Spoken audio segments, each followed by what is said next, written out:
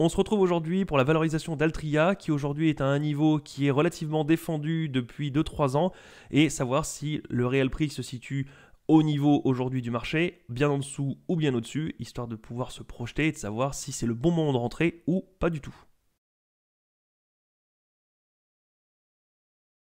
Alors on se retrouve ici avec les données que j'ai mises, avec le chiffre d'affaires, donc tout ce qu'on trouve sur TradingView, les capitaux propres qui sont toujours négatifs. Alors vous pouvez aller voir la vidéo précédente sur Altria si vous n'avez pas suivi et pourquoi c'est négatif. Et le PER, alors le PER de 10 ou de 12, tout simplement, alors si on met le screener 2, screener 3, si on met le screener 3, je le mets ici tout simplement parce que si on zoome, on a eu pendant de nombreuses années, on a eu un PER aux alentours de 12. On voit bien ici que ça se situait plutôt par là. Je préfère prendre quelque chose par là.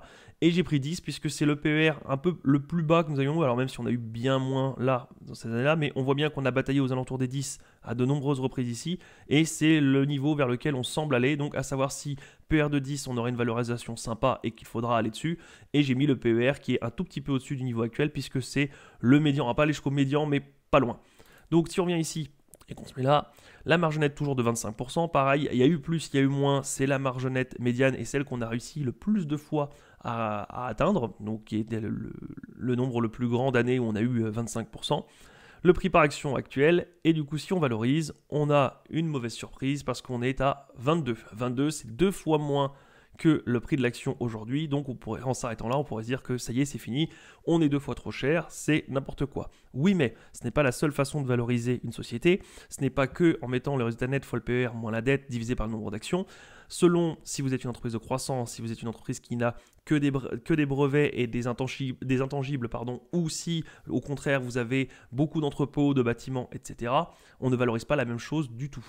Donc là, on peut le valoriser de cette manière-là. Donc on peut se dire que valorisation à 22, on est 2 fois trop cher. On peut aussi le voir avec les bénéfices futurs. Si on va regarder ici sur TradingView et qu'on regarde les futurs bénéfices qu'il va y avoir, bénéfices attendus annuellement, pour cette année aux alentours de 5, pour l'année prochaine 5,16. On voit bien que c'est en constante augmentation. Alors pour un secteur du tabac qui finalement, on pourrait penser que c'est en décroissance, ça l'est un petit peu, mais comme les cigarettiers arrivent à augmenter leur prix également, on arrive quand même à gagner toujours plus d'argent. Et on voit bien quand même que si on part d'ici 3,03 ou 3 dollars et qu'on monte ici, qu'on arrive là, on aura presque doublé en 10 ans. Alors, ce n'est pas fait, c'est toujours du prévisionnel, mais si on part sur quelque chose d'ici cette année, 5, on voit bien qu'ici on était à 2,80. Donc pareil, en 8-10 ans, on peut doubler. C'est le gros avantage, c'est que du coup, si c'est stable, ça peut être quelque chose qui est très bien pour un investisseur qui aurait déjà un gros patrimoine. On ne va pas avoir de forte croissance, mais si c'est stable dans le temps, ça permet de sécuriser le capital. Quoi qu'il en soit, si on met 5,16 en estimation, on arrive ici, on met 5,16 là, et si on a le rendement, on aura donc l'année prochaine 12,29% de rendement. Donc c'est bien mieux aujourd'hui que les obligations, que la plupart des entreprises. On aurait 12% de rendement. C'était vraiment bien.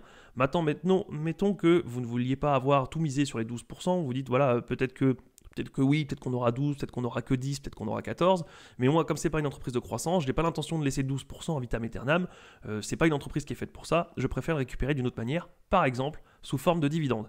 Si on va voir les dividendes ici, on voit qu'aujourd'hui, on aurait déjà du 8,05%, ce qui est incroyable puisque vous avez l'entreprise qui est en croissance et vous récupérez en plus un coupon chaque année de 8%. Vous faites mieux que les obligations, vous faites mieux que une bonne partie des entreprises des indices qui sont en général, alors on a des bonnes sociétés entre 8 et 10, mais le 3/4 se trouve aux alentours de 6%. Donc vous avez un meilleur rendement et ce n'est pas le rendement total, c'est juste le rendement que l'entreprise vous alloue sous forme de dividendes. Quoi qu'il en soit, si on met un 3,68 là avec le prix d'aujourd'hui, puisque là c'est 2022, peut-être que le dividende sera différent l'année prochaine, mais si on met un 3,68 dans notre screener, ici 3,68, on a un rendement de 8,76%. Et encore, on est seulement sur 2022. Si on change et qu'on va chercher le rendement, enfin le dividende versé de 2023, voire peut-être même celui de 2024, on pourrait avoir de bonnes surprises. On voit ici un article du 25 août 2023 qui dit Altria hausse de 4% du dividende. Donc bonne nouvelle pour les investisseurs, sauf si c'est une mauvaise allocation du capital, mais si ils se le permettent et que l'équipe dirigeante est bien câblée, normalement ça devrait être une bonne chose. On arrive donc à un dividende annualisé de 3,92. Si on va donc sur notre screener, On arrive ici à 3,92. 3,92. Ça nous ferait donc, par rapport à aujourd'hui maintenant, 9,33% de rendement. Alors certes, ce n'est pas l'entreprise la plus sûre du monde, ce n'est pas un secteur qui est en pleine croissance, mais si vous avez un énorme capital, il serait peut-être judicieux de mettre une petite position pour avoir du 9,33 en dividende. Attention, encore une fois, ce n'est pas un conseil d'investissement, ça dépend de votre profil, ça dépend de votre affinité avec le secteur, avec la société, comment vous allez dormir la nuit en ayant mis de l'argent dessus. Il n'empêche que les cigarettiers, comme on a eu l'autre fois avec BTI, sont des machines à dividendes parce que ce sont des secteurs matures, des entreprises matures. Et du coup, aujourd'hui, on n'a plus trop de croissance espérée et ça redéverse sous forme de dividendes.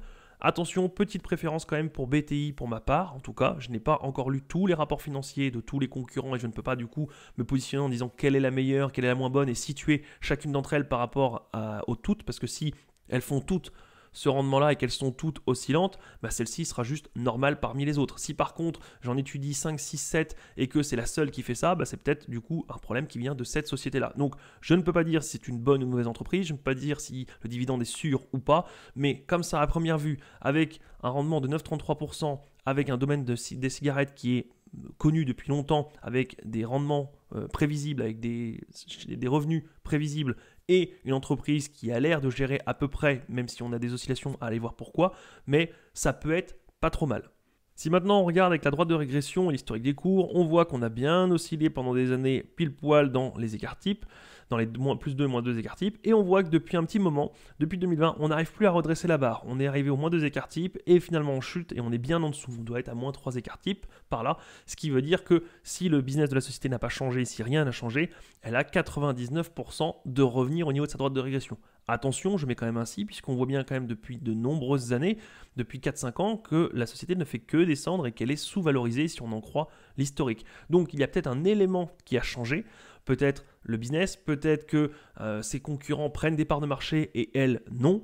Donc à aller voir pourquoi, mais si jamais tout est au vert, ça peut être une excellente opportunité. Et si jamais tout n'est pas au vert et qu'il y a un problème, peut-être que c'est justifié qu'il faut se tenir à l'écart de cette société qui justement pourrait dans quelques années flancher et descendre. Et il n'y a aucun intérêt à faire 10% de rendement, enfin 9 et quelques de dividendes, si c'est pour que derrière, le capital que vous avez mis soit divisé par 2 tous les 2 ans, ça n'a aucun intérêt.